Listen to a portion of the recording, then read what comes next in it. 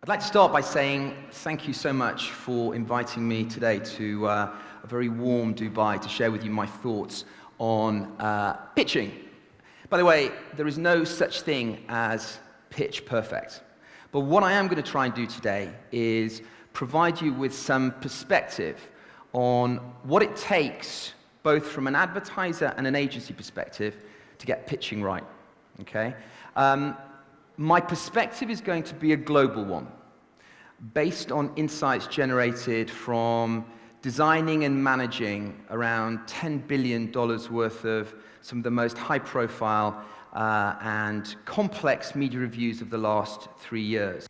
I'm then going to facilitate a brief panel discussion with leading stakeholders, both from the agency and advertiser side within the region, that will hopefully try and ground some of my perspectives regionally.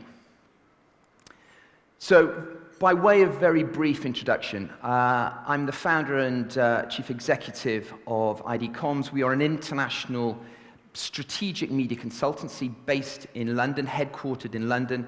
We have an operation here in Dubai and one in New York. Prior to founding ID Comms, I was head of media for Nike across EMEA, and prior to that, I was based in Bahrain, looking after media within the Coca-Cola company across MENA, which gave me a wonderful insight into the region and provided some real richness and affection for the region and an affinity for the region, which makes it all the more special to be invited here to speak to you. So, pitching. Pitching is the lifeblood of agencies. It's also a necessary evil considered by a number of marketeers. But whether we like it or not, pitching, media pitching, is something that is fundamental to the industry that we work in. And frankly speaking, processes and the principles by which media pitches have been conducted haven't changed in almost 2 decades, until very recently. There have been 3 significant events that have changed and are continuing to change the way that advertisers engage with their agencies and the way that they structure their tendering process to select the most appropriate partners for their media. And I'm going to take you through these 3 individual events, and I'm going to share with you the consequences of those. The first is Mediapalooza. This reset the baseline by which the majority of advertisers and their relationships operated. In 2015, we had never seen so many of the world's largest advertisers all go to tender in the same time. $30 billion of media investment was in play all at the same time. An estimated 3,000 reviews were all running concurrently, putting enormous amount of pressure on the agency community. What it did was redistribute global media value and, importantly, talent. What it also did was reorder the power ranking of agencies and their holding groups. And importantly, it spawned the new creation of future-facing agencies in the marketplace.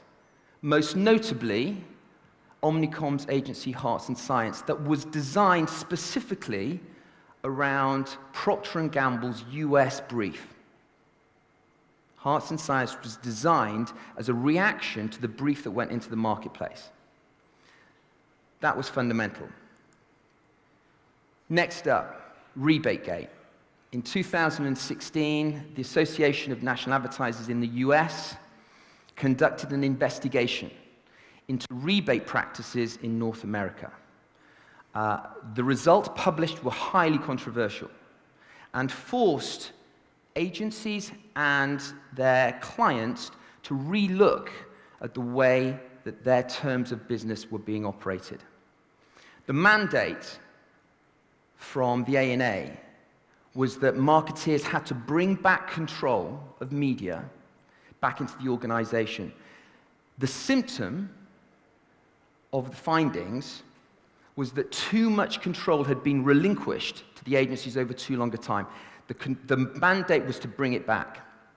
And finally, the most powerful brand marketeer in the world, representing the biggest FMCG business in the world, with control over $8 billion worth of advertising, addressed the marketing community and challenged them to sort out what he referred to as the crappy media supply chain. Now, individually, these events would have been significant. Collectively, they were far more powerful because they have changed the way that we look at media. And this is something we should embrace. As media professionals in this room, these three elements cumulatively have made our jobs more exciting. What it did was drive media higher on the corporate agenda. CEOs of large organizations now have a point of view about media, whereas before, they actually only probably had a point of view on advertising. Media is now discussed at board level. In 2 weeks' time, as part of one of the reviews that my business is running, we are facilitating strategic presentations for a big global pharmaceutical business. Revenues of about $50 billion a year. The first name sheet on the attendees from the client is their global CEO. That would have never happened before. Now, he's not sitting in 9 hours worth of media agency strategic presentations because he's got nothing better to do. He's sitting in that room because media is important. Media now falls under his watch. So media has never been higher on the corporate agenda. We talked, I think, through a number of these issues also today, and these are going to echo the sentiments that Will Swain shared earlier on. There is now an accountability question on media. How does it drive business growth? And those that are responsible for media are going to have to address these questions. And I agree with Will. There is absolutely a role to play for media agencies. Never has it been more important to find the right media agency partner because the stakes are too great. Those that win will have to be agile, as you rightly pointed out. But this is a really, really good time for us to be in play.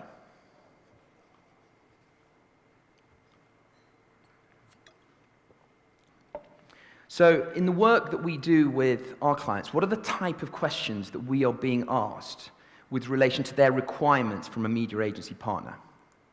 Well, the first thing is that they've never been more demanding, which is a good thing, and it's about time. What they want is they want to feel safe in that they have a productive working relationship with their media agencies. So a point of entry is greater transparency and accountability. Secondly, very few progressive advertisers are willing to buy an agency off the shelf. What they want is an agency that is willing to adapt and evolve to reflect their media requirements, not just now, but critically over the next 3 years. They want to create a partnership of trust. The toxic nature of the discussions around media for so long have dragged them down. They are all in the market for a better, more productive, more constructive working relationship. Mark Pritchard, in one of his speeches earlier on this year, said, it is unproductive to have an agency losing money. Doesn't make good business sense to have my agency losing money. Brands are willing to pay fairly and equitably for the services that their agencies provide. We talked about data. There's no getting away from it. Almost every single one of the key components of the pitch briefs that we design are about stress testing agencies in the way that they take data, translate data, and enable smart strategic thinking. It's the future. And they want integration, not just the usual integration. They don't want silos in an organization. But the biggest challenges that we find from a business, from an advertiser organization, is the lack of disconnect between brand marketers and e-commerce. What they are looking for in many cases, organizationally, it's very difficult for them to change. What they're looking for from their media agency partners is an enabler of bringing those two together. So they are looking for integrated solutions. And I purposely put pricing down at the bottom because it is a point of entry. These are table stakes for advertisers, but it shouldn't be at the top. All of these things drive media value. This is about price. Now, advertisers want highly competitive pricing, but they need to know that those prices are sustainable and do not compromise quality. So the demands of advertisers in the conversations that we have when we go to tender are very great. And there is an acknowledgement, not least as a consequence of 2015, which is probably the most cluttered pitch market we've ever seen, is that how did they do that? They realize that they need to get the agencies to put their best foot forward to achieve all of these things. So there is an acknowledgement on the brand side that they need to inspire their agencies and their pitching agencies to put their best foot forward, in the knowledge that you, as agencies, have only a finite amount of resources to deploy behind them. And when the pitch market is hugely cluttered, making sure that your pitch as an advertiser is a priority, is top of the list, is absolutely critical. This is the gatekeeper, a new business director who's just received an invite to participate in another review. And his heads are in his hands because he looks at this email that he's received, and it says the pitch process is going to go over 8 months. It's going to cover 3 regions. There are going to be 30 simultaneous strategic exercises, and just for good measure, the pricing exercise is going to be conducted through an e-auction. Horrific. And the brief that attached this email is crappy. That is not going to be a priority. So the greater the demands of advertisers, of their agencies, the greater the desire of advertisers to find a true strategic partner, forces them to do different things when it goes to tendering in the marketplace. And I'm going to take you through 5 or 6 points that we share with our clients to enable them to be priorities when it comes to the very, very cluttered pitch market. Number 1, define a strategic ambition for media. Have a point of view. Why do you spend all that money on media? You'd be amazed how few people how few marketers are able to articulate the role that media plays in driving a business outcome or a business goal. Have a strategic point of view on media. If you're able to do that, you're able to articulate the role that you want your media agency to play. And they're far more likely to be able to be inspired around that. Number 2, be really clear what you want to get out of the review. And then design the review accordingly. Design strategic challenges for the participating agencies to go through that will truly stress test them in a way that at the end of the process will allow you to be as informed as you possibly can to make the right decision. The evaluation criteria. Define it. Define it early. Be really, really clear how you're going to be evaluating the agencies, and align those stakeholders internally on what the best way forward is going to be. By way of example, in the reviews that we manage, we look at 3 broad filters. Capability. Does the agency have the capability, the true capability to manage your business? What's the cultural fit? What is the nuance of that agency's fit versus your corporate culture? And then the commercial terms. But the weighting by which you place against each of these will have a massive, massive impact on the way that advertisers run their reviews. If you put commercial terms at 60 or 70% and you share with that the agency will know that this is a price-driven exercise and will undervalue the strategic element of it. Defining the right balance based on your requirements for that review is absolutely critical. It also forces procurement and marketing to align on what the key metrics are before you go into the review process. Critical. Generally speaking, when we are engaged to manage a media review, 80% of our time, resource, and investment is completed before the incumbent agency even knows that they are on notice. We spend all of our time at the very beginning of the process making sure that all of the stakeholders are aligned, making sure that all the key decisions are made, making sure that all of the content has been prepared so that when the review takes place, it is a case of process management. Too many reviews that fail, in my opinion, are the ones where the client is trying to build the plane as they fly throughout the process. Absolutely critical. And then the brief, the power of the brief. A rubbish brief indicates a lazy client. Investing as much time and effort in the quality of the briefing materials with the right informed perspective will have an immeasurable impact on the way that the agencies respond to that brief. Not only does a great brief galvanize your internal stakeholder group, but a great brief sets a quality standard by which the competing agencies know that they have to deliver. They think, if the client has taken as much time and effort to create a brilliant brief, then that's the level that I need to measure. That's the level that I need to go to. So all of the elements that I've shared in these kind of key 5 points would go into the briefing. That is singularly the most disproportionate impact on the quality of the agency's response to your brief.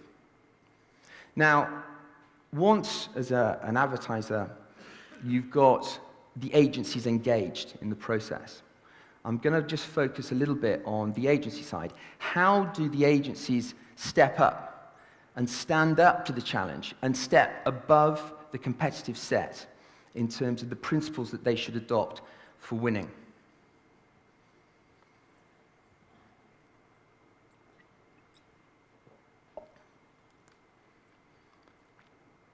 Behave like a leader. In a complicated and confusing media landscape, advertisers want leadership. They want leaders. They want leaders with a point of view. And the best agencies are the ones that establish those leadership credentials at the very, very beginning of the process. And talk about media. I sat in a chemistry meeting for a review not a couple of months ago, and I timed it. It was 45 minutes before anybody from the agency side talked about media. Astonishing. And it was a 90-minute presentation. So be a leader and talk about media. That's what they want to hear from you.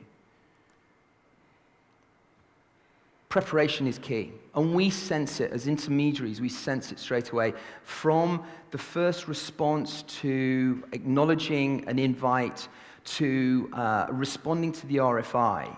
You know straight away, as do the clients, when an agency is properly prepared.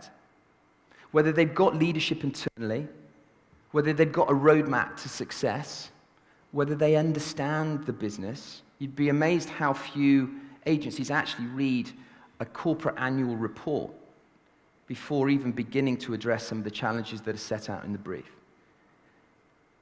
And these are perhaps obvious things, but when an agency does exhibit these behaviors, has leadership, understands the business, is able to foster a sense of belief and progressiveness, and engender real momentum internally, it shines through.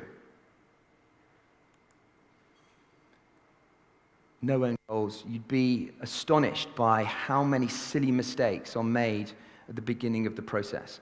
We ran a review for a company called Novartis, which is a large pharmaceutical business, about 4 or 5 years ago. And the RFI submission by one agency contained the word Pfizer 5 or 6 times in it. Now, Pfizer had reviewed their media business 12 months before. So what had happened in a very lazy fashion is that they just copy and pasted some of the answers from the Pfizer response to the RFI and just dumped them into the Novartis one. Now, apart from that just being a ridiculous example, I still remember it. And every time I come across, we manage 15 reviews a year, big, gnarly reviews a year, and every time I come across that agency, I'm waiting. They're starting at a disadvantage. And the client stakeholders that saw that, who have now dispersed and looking at different working different marketing organizations around the world, also do that. Silly mistake. Don't wear Nike trainers if you're going to pitch for Adidas. You know, make sure that you've got Pepsi products if you're going to go and speak to Coca-Cola. No own goals. Unforgivable. But it's remarkable how many times silly mistakes are made. 90% of the global business goes through 6 holding groups. Conflict is part of business these days. And brands and clients are philosophical about managing conflict. But where there is conflict in place, raise it early. We've had examples where conflict has been ignored in the early stages of the process when it could have been addressed properly and actually resulted in a major issue at the very end. So when there are conflict issues, and if in doubt, raise it early. Organizations need to be agile, need to be adaptable to client requirements. If a client that you're pitching for doesn't create the clarity of a blueprint for what they want operationally, then you need to understand what they are looking for from a media agency and respond accordingly. And have a clear point of view. So many of the agency's propositions are generic, but internally, they're so different. Culturally, they're so different. The processes by which agencies operate are so different. The clearer and the better and the louder you are able to shout that distinction at the beginning of the process, the better.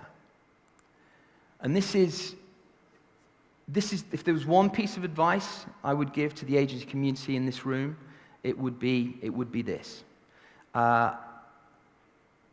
It's about chemistry. In my ranking of filters, the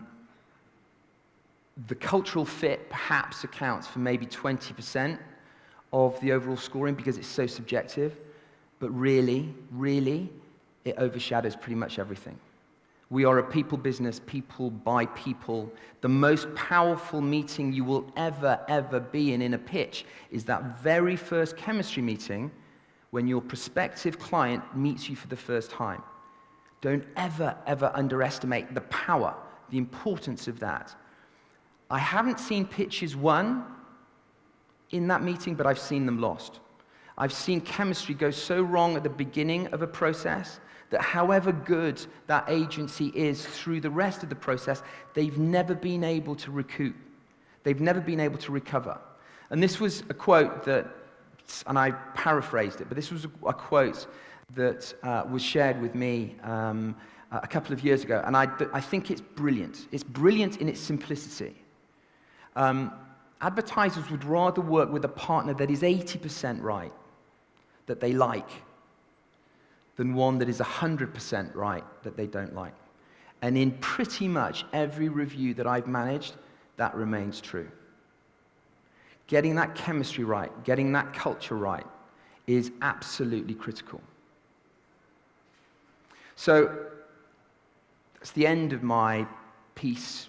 I've hoped that I've stimulated some thought to those that are in the room that are on the brand side, those that are in the room that are on the agency side. What I would kind of leave, and this is a consistent theme that I would share with both sides, both agency and advertiser. The ones that are going to win in media, both from a brand side and from an agency side, are those people that feel inspired by the opportunity in media and not intimidated by the complexity of it. I thank you for your time.